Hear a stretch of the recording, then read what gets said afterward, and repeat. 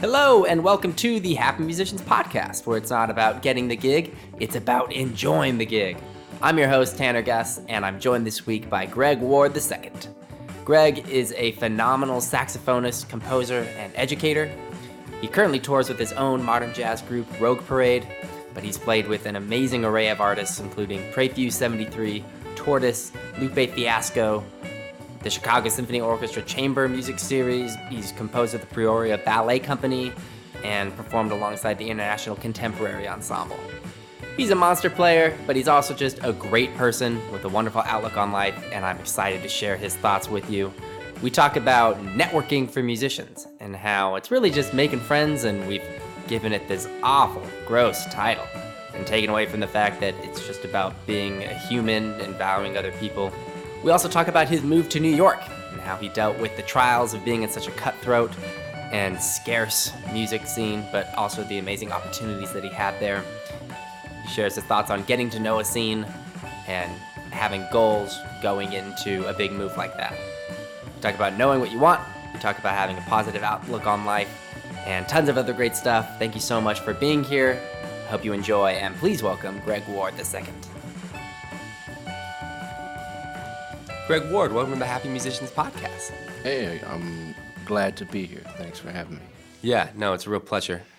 We haven't really had a chance to meet before, so this is really exciting for me, coming back to IU and seeing the impact that you're having on people, and everyone speaks very highly of you. So, Well, thank you very much, man. That's very nice of them.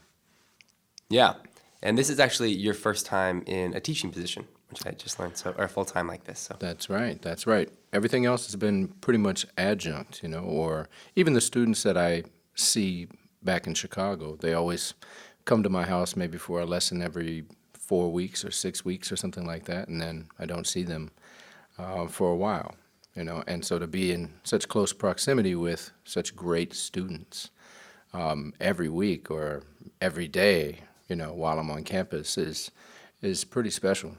So yeah. And you're just kind of coming towards the end of your first semester, but has it already maybe had an impact on how you view learning music, having to teach it so regularly and try to get these concepts across to people and just kind of helping foster these budding careers? Has that had an effect on you? Definitely. I'd have to say just any opportunity that I've had up until this point, it's such a great mirror for your real understanding of the concepts you're trying to share with people, and that it's really special, and really important just to have to reinforce those things for yourself. I'm asking myself all the time, do I really understand this concept? Do I know the best method to share this information with this particular individual?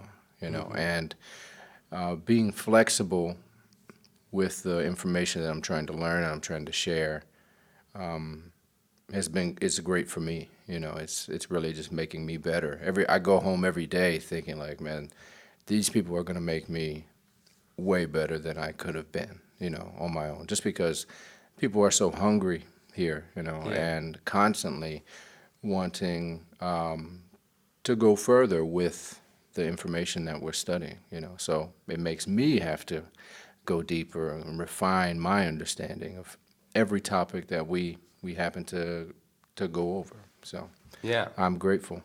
Yeah, it's really cool. And have you experienced, I know when I was here, they kind of described their technique as just the dump truck method of like, you're here for 4 years or a grad student for 2, and we're just going to hit you with as much information as we possibly can.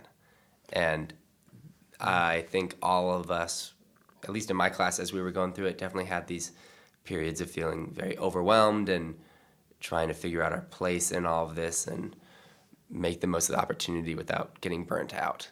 And have you noticed that in any of your students, or even in your own career, and just dealing with that reality? Well, since I'm new here, I don't have that perspective yet. Yeah. But that was my experience when I was in college. I felt I felt very overwhelmed with all the information that was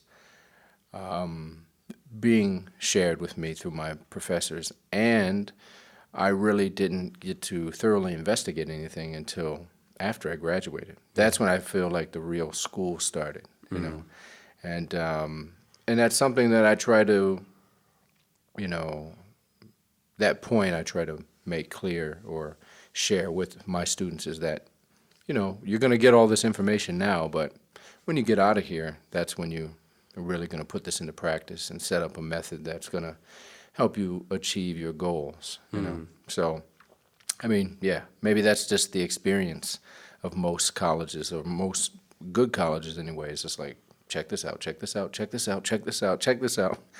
And eventually you have to figure out who you are and what you want to get out of that information that's shared with you. And it's a longer process. And I think as you mature as an individual, you know, and as you kind of grow into yourself as an artist, you know, it becomes, you maybe get excited for a moment in your life about a particular topic, you know, and there's a, you know, a thorough investigation and absorption of knowledge that maybe you wouldn't get inside of a semester or two or even four, you know. So, or yeah, 8. Yeah. for people, yeah. Right. Well, and I like that kind of view of looking at school because you are just kind of getting the seeds for all these different things. Right. And you can pick and choose which ones you want to use. And sometimes I felt like, oh, because I'm learning about it, I have to be good at this. Sure. Because it's expected of me, or it's a thing out there and you have to be good at every kind of music. And maybe it's more helpful to look at it as at least touch the surface of it and know about it. And then if it sparks interest in you and you want to have it as part of your language, you can investigate and personalize the information. I would agree. You know, I feel like that's one of those things as you mature that you start to develop some tastes, you know, and some specific tastes like, oh, I really enjoy this idea, you know, like these colors and this sound and this texture. That's exciting to me. I want to further investigate this and do this really well. And hopefully the tools that you received while you were at your institution or university has set you up to be able to present something that's exciting and creative. And yeah, that's what I try to do. I want the people that I get a chance to work with to have tools, you know, so that when they become, you know, when they get out there and they start to think like, what am I doing? You know, Yeah. what am I gonna do with this life now? You know, I've had a great survey of a bunch of different things, but what am I gonna do? You know, okay, and then maybe something starts to come to the surface, like, oh, I'm into this, and then the development of that, you know, like should be easy to at least set up a program for yourself or a method for yourself, a regimen that'll help you develop that, you know, over the course of years.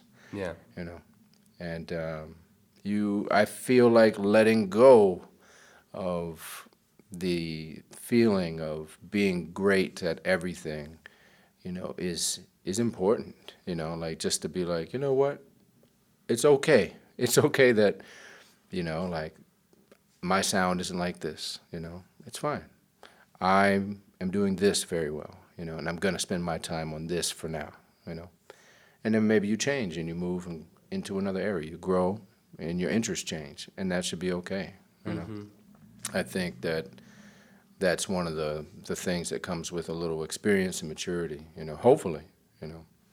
I think when I moved to New York, that was one of the things, the most freeing things about my experience in that city was I felt overwhelmed with how good everybody was and how great the high level that art was presented at in the many different, I guess, factions of jazz throughout the city, and other musics that I really enjoyed, and art, and, you know, like just anybody who was producing anything creative. You know, there's such a high level of everything there, and I felt overwhelmed. I was like, well, I want to be good at this, and I want to be good at that, man, but that's really good too. And then, you know, it made me realize, like, just stop. What do you want to do? And, you know, kind of put the finger on this I want to pursue, and do that very well. And now the letting go of, you know, all the other stuff around me, feeling that I needed to, I don't know, run some race that, I don't know, some invisible race. And once I let it go, it became a beautiful place to be. I was like, I get it. Okay. Take the energy around you that everybody's using to try to do whatever they're trying to do, and put that energy into, you know, and focus into something that that you really believe in now, and do that and present it. Okay, great. And don't be I don't know, frustrated with where you are, or frustrated by somebody else being a little further down their career than you. Be excited about it. Celebrate those people. Take energy, inspiration from those people, and keep going. Yeah. I know. So. No, I like that a lot. Well, yeah, when you see someone do something at such a high level, it's so inspiring. And then you think, I love that. I connect with that. I want to do that thing.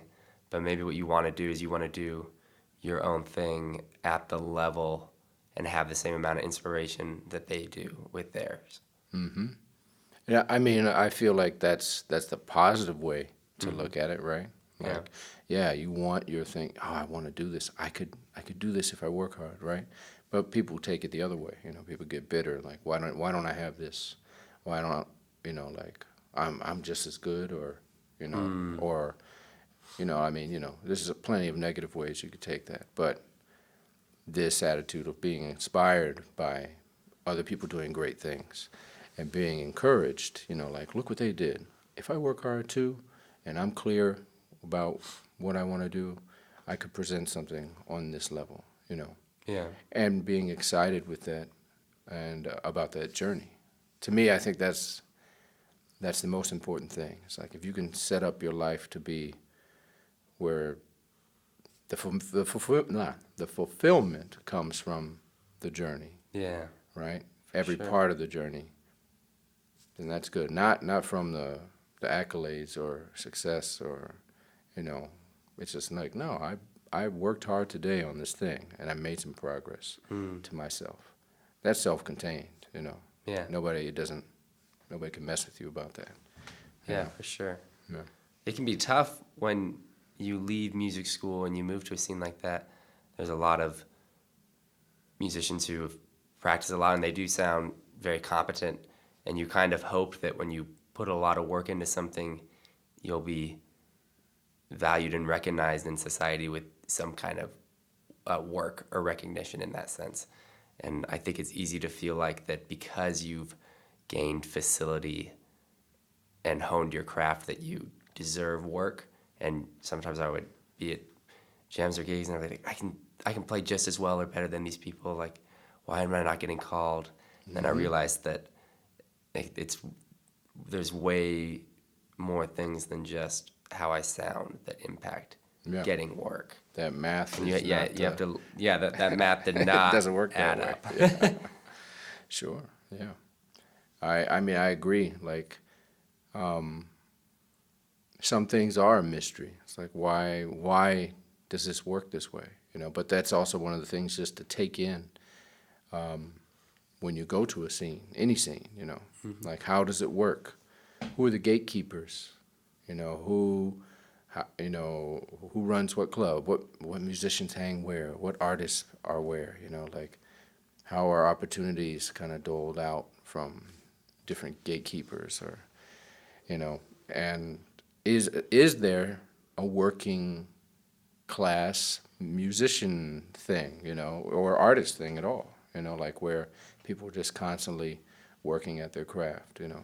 I feel like a place like Chicago, a place like New Orleans, there's regular work. It's not just the main stage. Like, New York to me is just mostly a main stage, right? If for gigs that are, they're gonna do something for your career. It's like, okay, produce your project, maybe do a record, rehearse your band with that original music, and then play at the club that you're gonna get 1 gig a year at. Yeah. I don't feel like the working side of it is like, well, yeah, I play this. I have 4 steadies a week at such and such club. I play here that day and here this day, and you know, and regular people can come out and see the show because it's $5 or it's free. Yeah. Or not 60. So you're just playing for tourists and not really developing a following. So yeah, different things. But yeah, understanding how a scene works, I think is super important, and so that you don't get frustrated in your journey with things that just don't add up, right? Like I practice well, I know these songs, I've been hanging out, I said hello to the such and such, why doesn't that mean, I sent a press kit, why doesn't that mean that it's, my turn or something like that, Right. And sometimes you never know, right? Somebody could just be like, oh, that's my friend. And I think most of the time that's what it is. Yeah. That's one of the things I try to tell people, which I think to them may be frustrating, but it's just every opportunity I've ever had, I can't really, in music, has just been from hanging out, knowing people, right? Making friends. Yeah. In a genuine way. Not like, I know so-and-so does this, so I'm going to spend some time around them and get this thing, Because people feel that. They feel like if you're just trying to take advantage of them for some reason, But I'm patient, and if you want to be a part of a community, go hang in the community, see how it works, spend some time with people. And, if you're nice and then giving to that community, supportive of that community will open up to you, And I've always seen that happen, like every single way, from gigs I've received at all the biggest clubs everywhere to commissions and recording opportunities. Everything's always happened from, oh, hey, after a long time, like, Greg, would you want to do this? And I'd be like, yeah, sure. Sure, I'd love to. I'd love to try that, But I think it can be frustrating because as adults, it's hard to make friends, Like it's not so easy, anymore. Like, especially not now I'm in my later 30s. I see it now. I see it like, like you're not getting out there and making new friends all the time. Like I'm meeting a lot of new people because I play music on the road and stuff like that, and people come to shows, but it's not like when I was in my 20s, like early 20s or something like that, like where I have all these new friends now, Yeah. Yeah, I feel that a lot. I've been thinking about that specifically, and that people use this term networking now as adults. Yeah. Which right. is literally making like, friends. Yeah, writing out the process of making friends, but then giving it a different word to make it feel more official. It seems really silly to me, but it also totally makes the process less genuine. Right, it right. feels like a transaction instead of just honestly being interested in the other person just because they're a person. Or you kind of assign a venue for it, right? It's not, it doesn't happen in like a natural setting, right? Like, oh, in the grocery store, she says, hey, how's it going? Like, how are you? You see your neighbor walking down the street, hey, how are you? That stuff doesn't happen. You go, we're going to go network an event. So what do you do? And try to figure out if there's some sort of connection we should make based on our similar skills. Or who do you play with? Yeah. Oh, man, I have a funny story about that. There was I did a tour with Marquise Hill this summer, and one of the stops was in Minneapolis. And there, I guess a hang was put together. We didn't know it was going to be a hang. One guy asked us if we wanted to get lunch, and then he brought all these young musicians with him. We were like, oh, okay. Okay, fine, all right. Well, I guess we're in this kind of thing. And one of the young I know this kid's energy. You know, I've seen it before in other musicians I know. But a young saxophonist was like, "What have you done that's big?" It just going around the table. I don't think he knew. First of all, he didn't know anything about us, right? Like it wasn't like, yeah. So there's no, it's not genuine at all. Like he's just asking us, "What have we done that's famous? Who have you played with that's famous?" How can you impress me? Yeah, and the he kid was at lunch. 15 years old. Yeah. Like, and already his social skills were kind of like, he needs some help. Especially if he's going to be in a art form that's very social. Yeah. I just thought that was interesting. But it's the kid version of what's going on in the adult world, right? Like of just everybody just trying to climb a ladder of sorts. Right. Well, and I'll play these gigs right now with a lot of much older musicians than myself who are pretty bitter, and they'll often say, it's just about who you know, as if that's a bad thing. Like as if there was something terrible about getting to know the people who put work in to have good opportunities and lucrative positions, like they put a lot of work into that, and it's not. I'm looking at them like, well, why didn't you get to know people? Yeah. And I think we say things like that as if it's takes away from the seriousness of practicing your art, but that kind of separates us from being human. Like we try to separate all these elements that make us think that we aren't normal people, but we still have to do all these human parts just as much. Social, right? Social music, or social art, whatever. You have to go out there and meet people, I think it's interesting for a younger, or anybody who's trying to share their art with an audience that's unfamiliar with their art. How do you do it? Do you need to go and meet some people? You can't just be like, well, we're amazing. We practiced. Our music sounds incredible. We made this record. It sounds great to me, And maybe it sounds great to the people in your community, the artists, people. Maybe you've got some non-musician folks who love your music. Okay, so you're going to go to some other place and try to do the same thing. So how do you do it? You just have to go there. You have to go there and be willing to kind of start that process again, right? Planting seeds, meeting people, making real relationships. And I think that frustrates people, right? Because people try to outsource everything, right? Create networking events, hire a publicist, to do that work for you, which can work in a way, but lasting relationships, it just has to be old-fashioned, right? It has to be, I met this person here, and I know them. I know about their family. I know what they do. I know they like this kind of music. It has to be that way. Yeah. Anything to me anything that's going to be lasting has to be built. You have to have got in there with your hands, or whatever, and kind of really made something that's solid, not fleeting like a fluke. Like something that's like, oh yeah, a busload of people showed up at your place because it was on the hottest thing to do this weekend, And I don't know, that just won't work for me. That's not something I want to build my career on. I'm down to do the work of going to meet people. I love to meet people anyway. I love, like I've fortunately been playing music, for people for 23 years.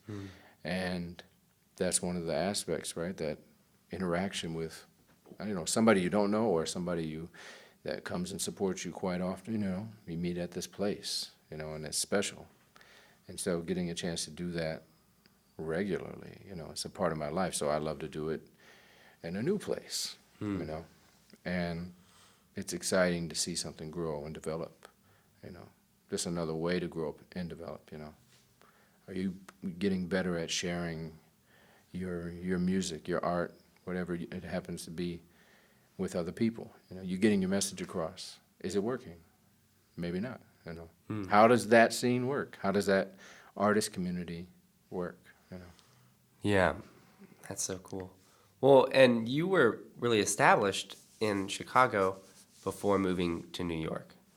And Yeah. was that difficult? I'm sure it's kind of an ego-shattering experience to go from being someone who has a lot of work and then moving to a new scene and realizing that it's not just going to be automatic. You have to start putting all that work in again. Definitely. I mean, that was kind of like a jumping off the cliff moment. Like I had reached a point in Chicago where I had a lot of work. I was teaching a lot of great opportunities. A lot of the bands that I had invested in were starting to do well and travel and tour and make recordings. And so, but I was always curious about, could I hang in New York, or what would it be like if I spent some time in New York? And I decided to take that chance. And yeah, you're right. Like you have some of those moments. Like there's a beautiful moment when. So I was coming back from a tour. I was coming back from this tour in Italy, and for some reason my flight went through New York. I can't remember why it went through New York, but I had a day in New York, and I got there, and I knew Marcus Strickland pretty well at this time, and I called him. I said, I'm in town, and I already had my apartment out there, so I was at my apartment. He was like, well, I'm going to the jam session over at the Zinc Bar. You want to go? And I was like, sure. So I go down to the jam session there, and I had been there before, and but this night it's just the house band, Marcus Strickland, and Roy Hargrove and I playing all night. And this is the week before I moved, right? The week before I moved to New York. And I'm like, this is gonna be incredible. Yeah. This is my New York experience. All right. And so I move to New York, and I go back to the same jam session the next week, and it's the complete opposite experience. It's packed full of people. People were very rude to me. There can be a line to wait to play on a song, right? And people just jumping in front of you, right in front of you when it's your turn to start solo, and they just jump on the stage and take your solo. Wow. And at that point, I had that feeling like, man, I'm going to have to do this again, And, shortly, it took me about 5 months to not have to do that, or to kind of realize that it wasn't the kind of place where you needed to spend your time or a lot of your time going to these types of sessions, Okay. But yeah, it was definitely a wake-up call, or just something that might have been like, okay, all right, get it together, like you can do this, you're back at this place, but it's fine, just kept myself encouraged. But also the things that maybe helped me not to be so frustrated with where I was making that move is that I still traveled quite a bit with the bands from Chicago that I had been in for years. And so it was kind of like an escape, from that mentality. I come to New York and grind it out, try to make things happen, trying to meet people, and then I go away and tour Europe with the bands I was already in. So, and then I come back, so go out and kind of, be uplifted by, the experience of being in a real band, knowing what it's like to have a band that has a rapport and has recordings and has a following, and, kind of going out and doing that and coming back to New York, and it would refresh me enough to continue the grind. Because my first experiences in New York, I was grinding. I was out there playing in the park. Right. Yeah, with some wonderful musicians, and which ended up being some of the best experiences I could have ever had in my life.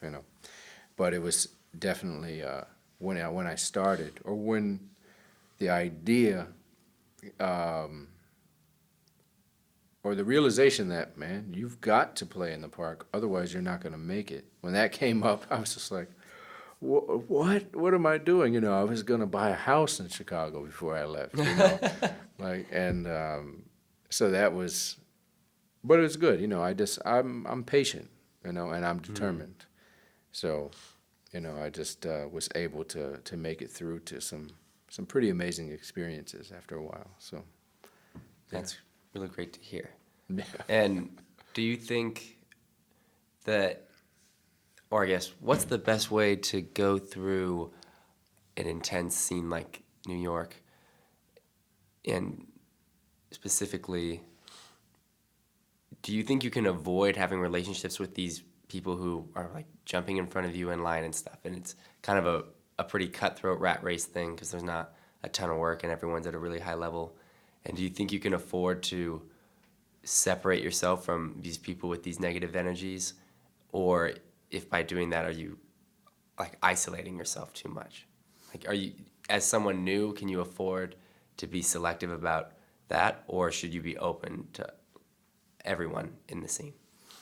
I think that you kind of really put your finger on what's going on out there. There's not a lot of work, right? So those people are gonna be around, right? That mentality of well, how'd you do that? How'd you get that? I want that, like that's just going to be there. Now the way that you deal with it is I think the most important thing. Like if you can not be affected by it, right? Like people being rude to you, they're being rude for a reason. It's not you. If you can have that clear, like they're rude to me, but that has nothing to do with me. There's something messed up with them. Because if they were thinking about the other person in their position, maybe they wouldn't be so rude. So it's something. Like I always try to tell people, go with a plan, and realize that there's going to be people like that who are not giving, who are protective of what they have, the little that they have, who are not going to be welcoming to a new person on the scene, But there are people there who are very giving. Like I had people who really looked out for me. When I got there, people who were from Chicago had been in New York longer than me, telling other club owners that I'm coming to town and they should call me. And those clubs called me and gave me my first gigs, in New York.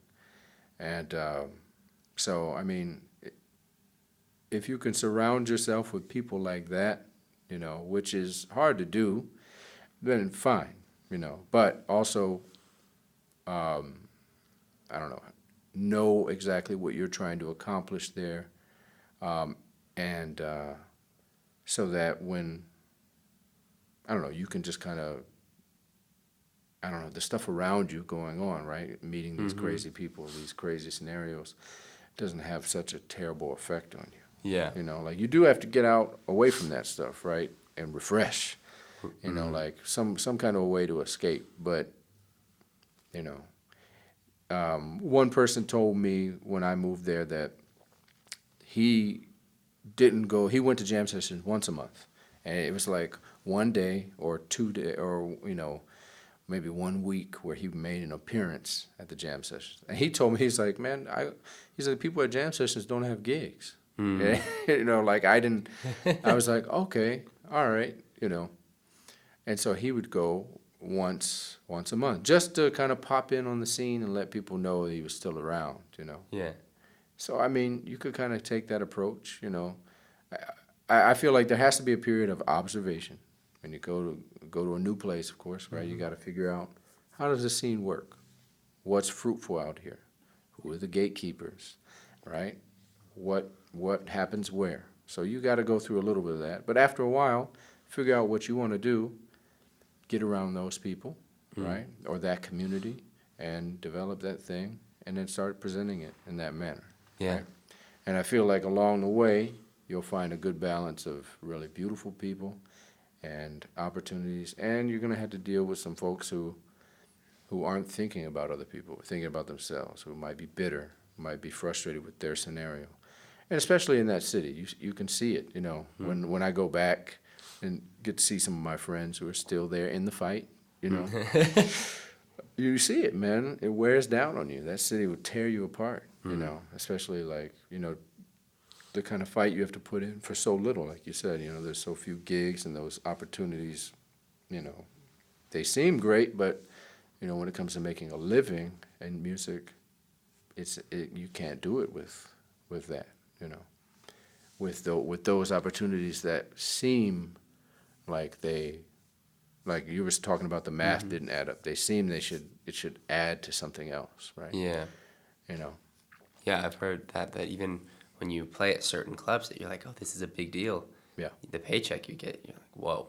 Exactly. Uh-oh. I always looked at the measure of a successful gig in New York as if I didn't have to come out of pocket to pay the musicians. You know what I mean? Like, because everybody, that's another thing, like, I didn't know when I moved there, is that when you do a gig and it's a door gig, the musicians still expect to be paid. You're people who you hire, And I remember I had this one gig in Brooklyn. It was like one of the last gigs, I think, at Pumpkins.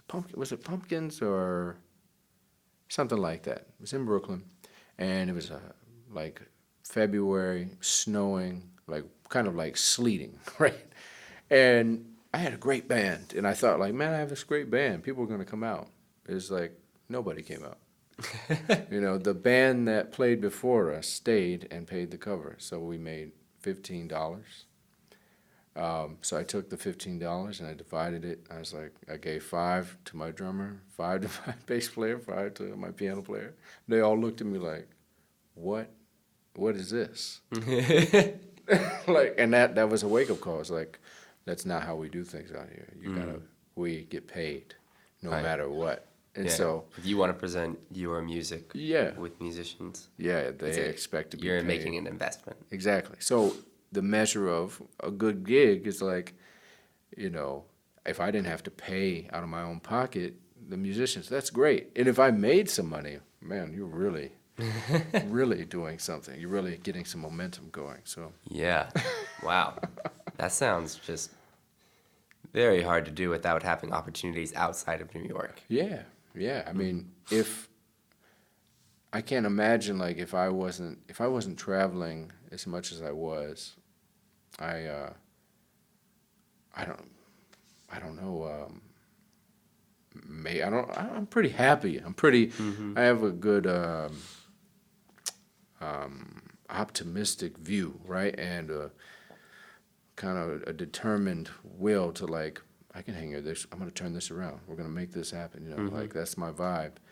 And I wonder if it would have changed. Like, I see some people out there just like, struggling with, like, they may be doing all right, but you could just see the what's going on with their, I don't know, their aura or whatever. Yeah. It's like, oh man, you need to go on vacation somewhere. You need to go out and live in an apartment that's bigger than 400 square feet for a little while. Yeah, for sure. Yeah.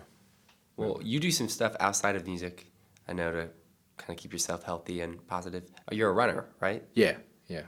That's I love to. Well, running was something I started when I was 11.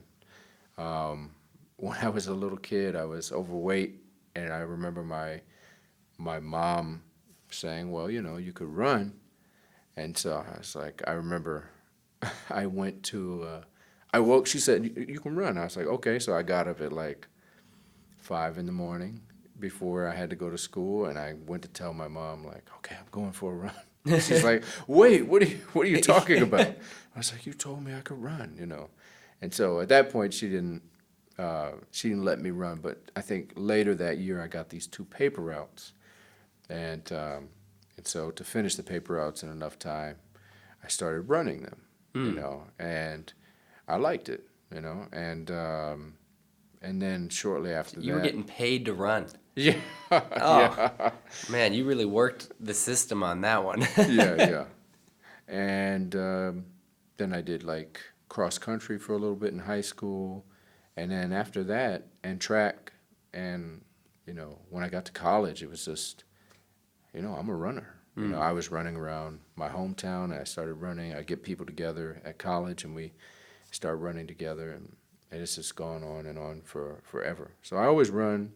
I have a trainer that I work with, so we always do a bunch of crazy stuff just to, try to keep the body healthy, try to get the most out of it. So yeah, that's one of the things. And definitely running is so much of a meditation for me. Okay. I don't listen to music or anything when I run. To me, it helps me focus. Like when I get out there, like I did a marathon, not this year, the year before, and some of the longer runs towards the race, man, I would just disappear. I'd forget that I was running. I'd be on a 16-mile run and like kind of pop back in like, whoa, where am I? Wow. Just like the breathing would just be so locked in, and beautiful day, just it was amazing. I really enjoy that. And that's helped me, that kind of determination to when your body's saying like, I want to stop now. I don't want to do this, I don't want to go, and you saying like, we're going. And then like maybe you're tired, but we're not going to stop. You're going to keep going. It's really developed something in me, man. I can't believe it. That's 26 years of running, and I hope to do that for as long as I can. That's really cool. Yeah. Do you have any kind of routine? Well, you obviously have a pretty regimented physical routine, but stuff you do mentally to keep yourself in a good place and on this positivity train? Well, I don't know. I guess I'll talk. I don't know. I'm pretty open about my feelings with my wife. Just make sure I'm always talking through things. Like, hey, what do you think about this? What do you think about this? I was feeling this way. So, I mean, just talking with people, right? Like this, having a dialogue as much as you can. I have some pretty great friends that, like I think the thing as an adult, like the more common thing is just like you don't talk to people anymore. Yeah. So I have some really good friends that we talk and we hash things out. We talk about art. We talk about the things we're composing, the things we're listening to,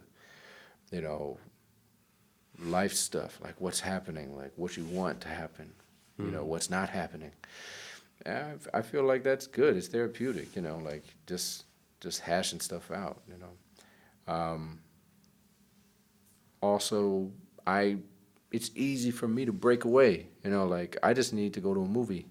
If I can go to a movie, chill out for a second, get some popcorn, some peanut M&Ms, I'm good. Yeah. And it helps. It's always been that for me. Like I could work hard, work hours. I used to have this schedule when I was just out of college, where I taught 40 students a week, private students a week, and then I'd come home from teaching, and maybe have to go to a gig, and then I'd get home at midnight, and then I'd start writing music, and I'd write music until 6 in the morning, and then sleep a little bit and go teach again, right? And so this pattern would be kind of taxing, especially with all the driving all over Chicago. But if I could just take a break, go to a movie, for me, that was enough for me to like, wow, I feel refreshed. And I always think that that's important. Find something that you can do that's easy, that's accessible, right? I think some people are like, I need to go to the Bahamas to get right, It's like, no, man, the Bahamas is too far away. You need something close. You need to go for a run. You need to go to that favorite coffee place. You need to get that favorite meal, and then get back at it. Yeah. So for me, that's what I try to do. Yeah. Thank you so much for sharing all this. I think that's going to bring us to our CODA question round. All right. Which are 5 short answer questions before we take the CODA and get out of here. And the first one is, what is your go-to feel-good album? Man, today I'm going to say Bird with Strings. Okay. Yeah. What's some advice about happiness you received that has been really moving for you?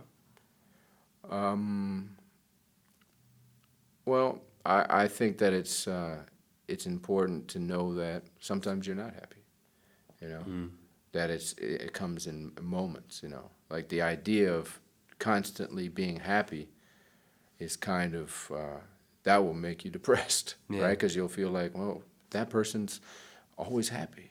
Why am I not happy? I think it's good to accept the place where you are if you're unhappy, and then to question why are you unhappy, right? And then, like, so those things are important, right? They teach you, like, and if you're open to that lesson for a time, then you grow, and then you can get back to maybe some brighter times. But it just happens. It's balance, right? It has to happen, right? Frustration is okay, but not staying there. So, yeah. So I think the reality of being happy, being happy with the pursuit of whatever it is that you're doing, right? Being excited, fulfilled about the pursuit, and knowing that sometimes there's sad moments, but those are opportunities to grow too, and ask why you feel that way. Yeah, I love it. Who's a musician in your life who you think is living a healthy, happy, and fulfilling life as a musician? Oh man, this is give me a second on this one. I'm gonna say a good friend of mine, Micaiah McCraven. Yeah. Yeah, he came here while I was at school. Okay. Totally got that vibe from him. Yeah. Super great guy. What's one bit of advice that you would give to young musicians just starting out on their career? Always work on your fundamentals. Keep working towards